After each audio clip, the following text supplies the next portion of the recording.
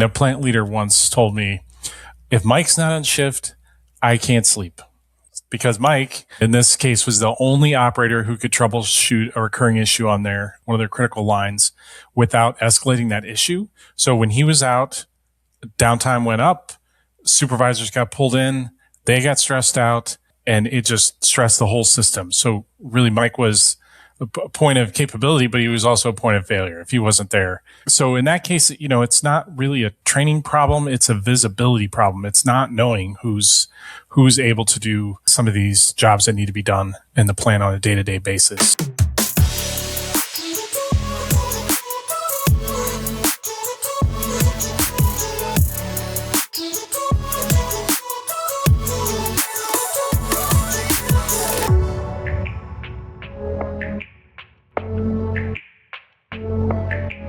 Hi everyone, welcome back to another edition of the Frontline Advantage.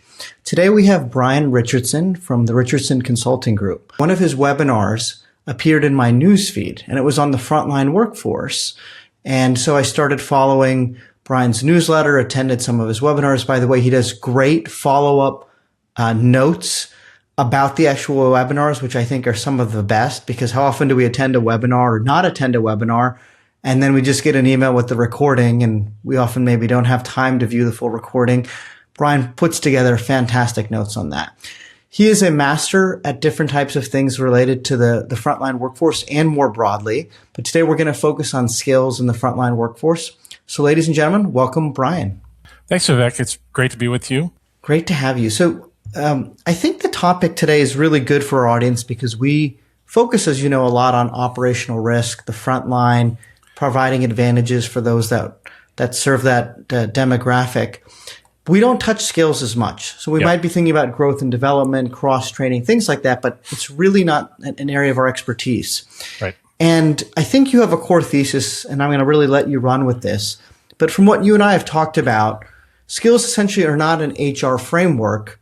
They're operational infrastructure. So tell 100%. Us, what does that mean? Yeah. And before I get to that, let me just introduce myself real briefly. So I founder and CEO of Richardson Consulting Group. And then in my practice, I work as a skills strategy advisor, primarily medium to large companies, very heavy in manufacturing and frontline heavy organizations like General Mills, Land O'Lakes, Cargill, Medtronic.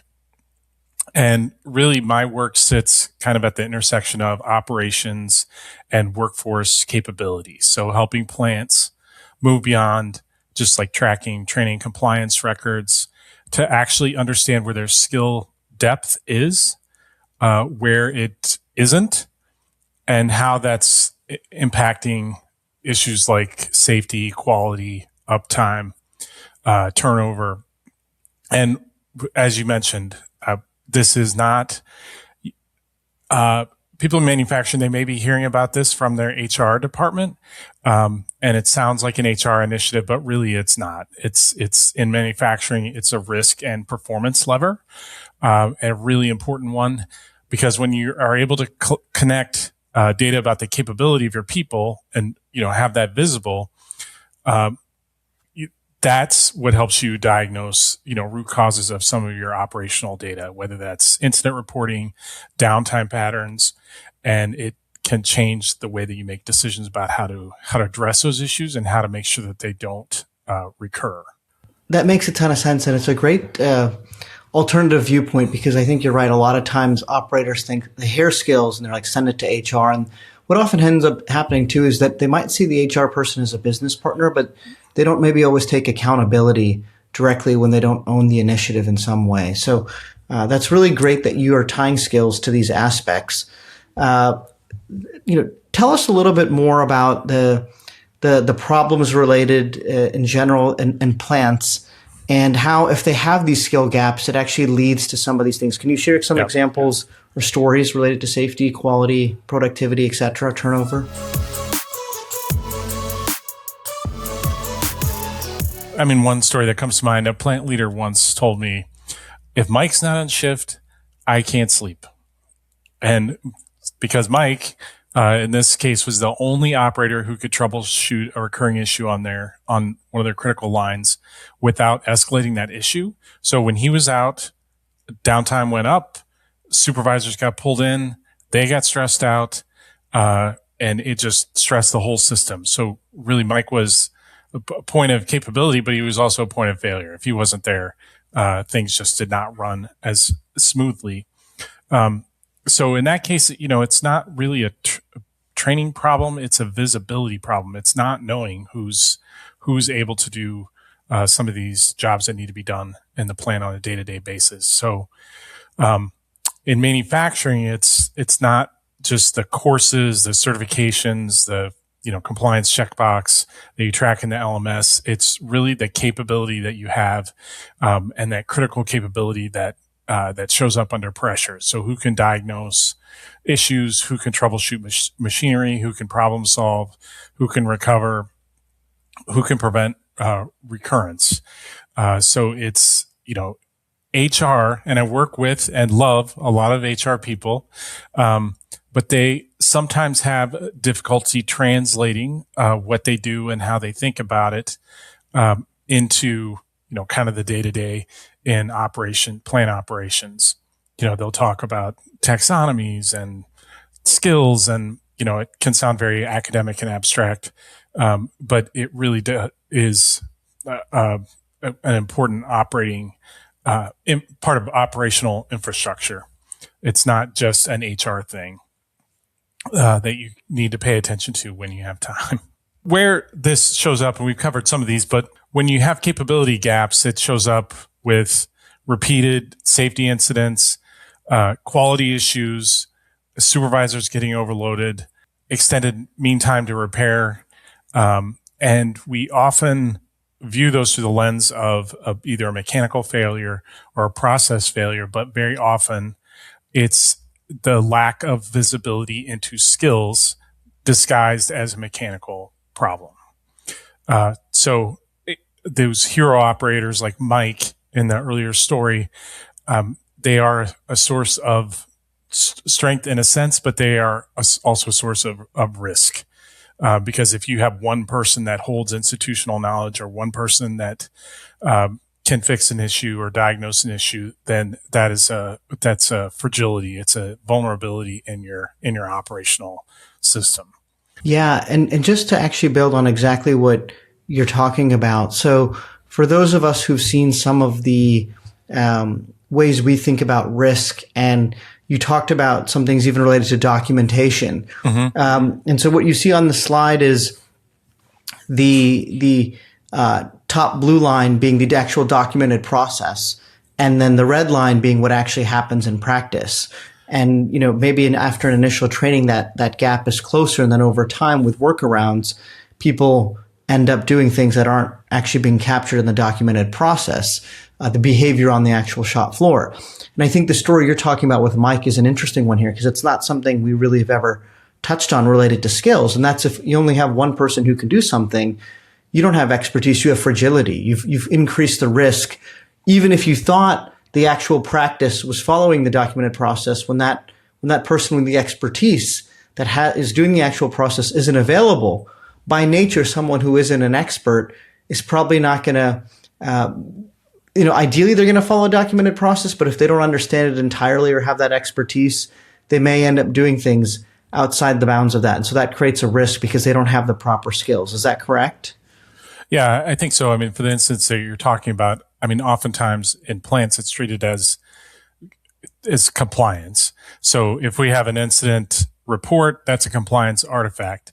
And then you're pointing to the documentation. If we have a documented process, well, then we're not going to get fined or penalized. But how do we prevent that from recurring? And that's where the capability comes in. Having, again, visibility to that skills capability data, and then being able to action against that.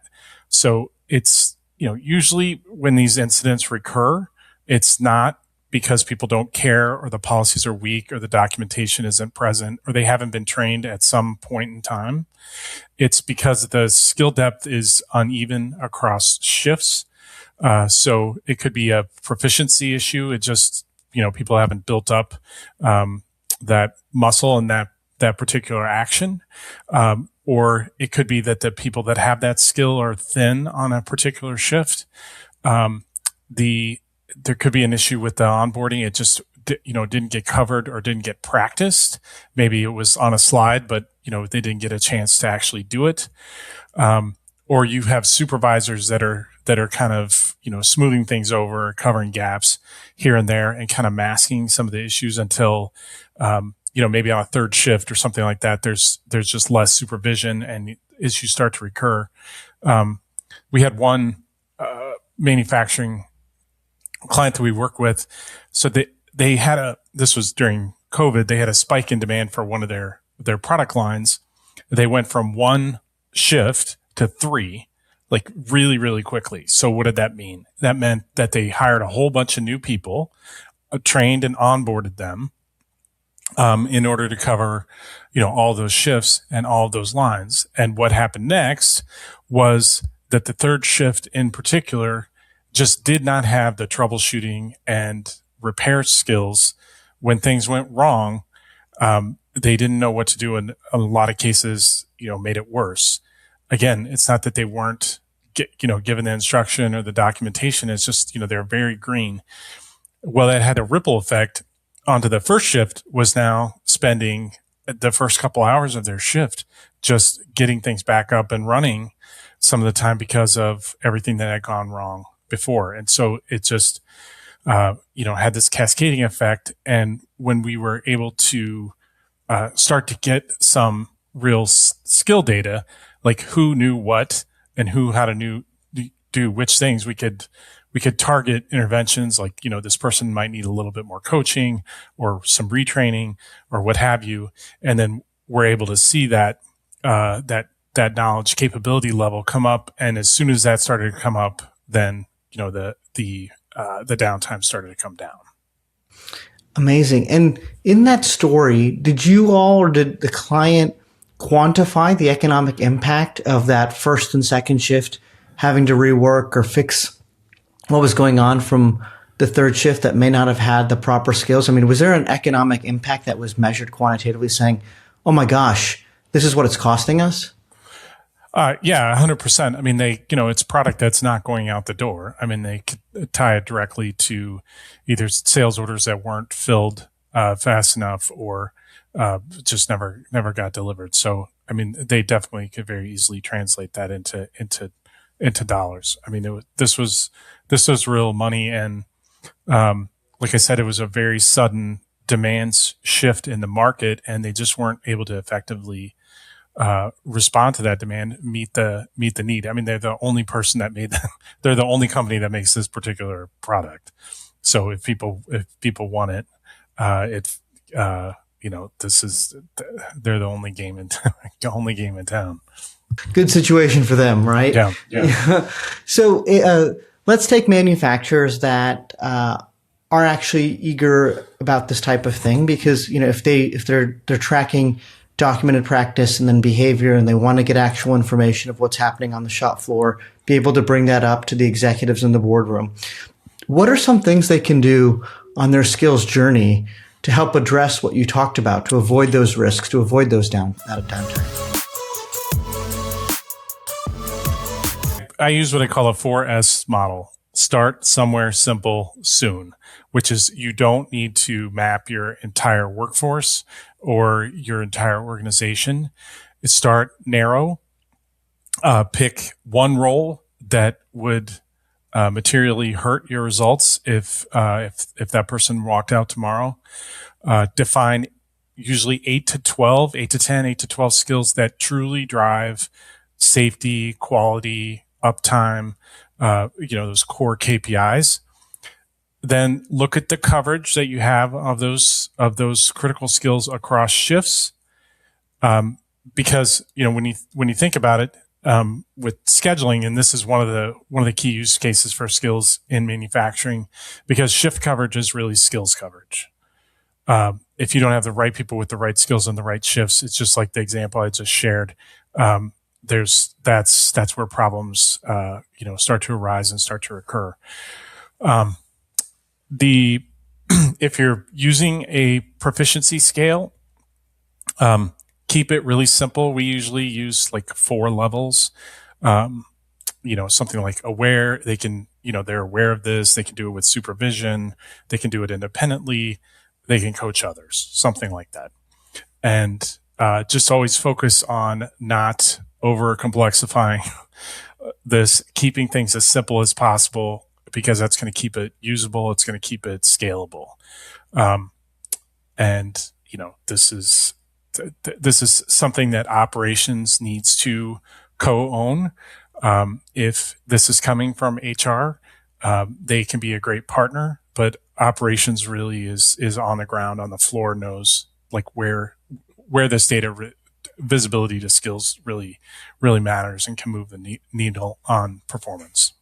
Yeah, that's really helpful. And when you think about the current environment, where are most manufacturers at on their journey when you come across and you see how they're thinking about skills in this mapping?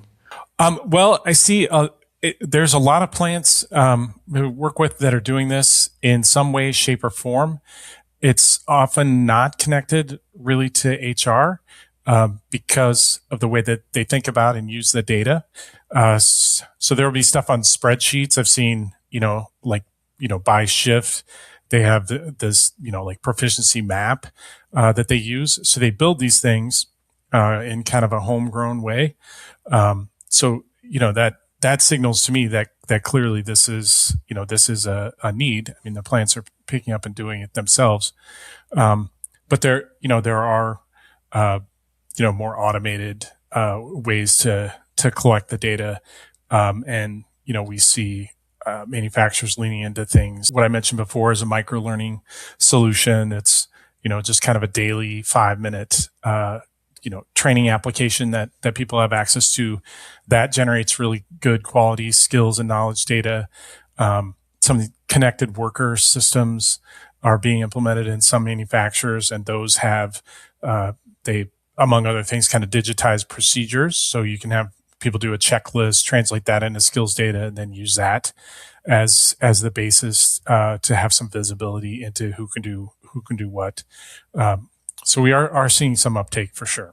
And what does the future look like in terms of risk modeling, AI? How do you sort of think about systems to evaluate, detect competency, inefficiencies in real time? What do you sort of see in the future? Well, I think the future, when we look at what AI is really good at, well, it's good at prediction. It is essentially a good guesser. And where you can start to connect this skill data with the incident data, you can not only use AI to do the root cause analysis, which happens today, but I think we'll start to see some more proactive incident prediction, and here's the action that you can take to prevent these types of incidents for coming up, or downtime, or quality issues. It can be that kind of proactive monitoring system where it can sort of alert you before things happen, where the capability gaps are, and what issues those are going to cause, and then what is your next best action to close those gaps. Yeah, we think of AI as a co-pilot more than anything else, especially in the frontline environment where, still people are quite critical for a lot of these roles. Things are changing. You've got to ensure, it's not as easy as just changing something on the computer. You've got physical components you've got to be aware of, human injury levels, things like that. So, pretty interesting. I want to leave you with a little bit of time to just talk about anything else you want to share before we wrap up. Is there anything else you want to highlight? One thing I wanted to highlight is that in manufacturing, it's a very data-rich environment, and very, in manufacturing, we very precisely measure all sorts of things about the equipment and processes and metrics. And this capability is really, I think, the next frontier, but it's not a fundamentally different mindset or process from what plants do today with a whole bunch of other data. It's another system, it's another tool to help improve. And if I were to leave plant leaders with one thought, it's just anchoring back to that simplicity. What's the one role that would really keep you up at night, or really hurt you if you lost it? And then define that tight set of skills that really drive your critical KPIs, and then just take an honest look at your coverage of those skills across shifts. Because, this hero operator, like guys like Mike, we don't want to rely on those heroes to bail us out. We really want to base it on founded depth of capability that's visible, that we can take action on. Yeah, it's an interesting space. There are companies like TechWolf, Buddy at Willia. There is, we had last month on Piyush from SkillsBridge AI, who used to be a VP at Johnson & Johnson, was at Nielsen for many years. So it's a space that is actually increasing in heat, and you know much more about it, Brian, than I do. And so for those of you in manufacturing that do want to get more clarity around the skills that your people have that they'll need to develop processes and reduce risk, Brian is your person. And I want to thank Brian for coming on Frontline Advantage. All right, Vivek. Thanks for having me.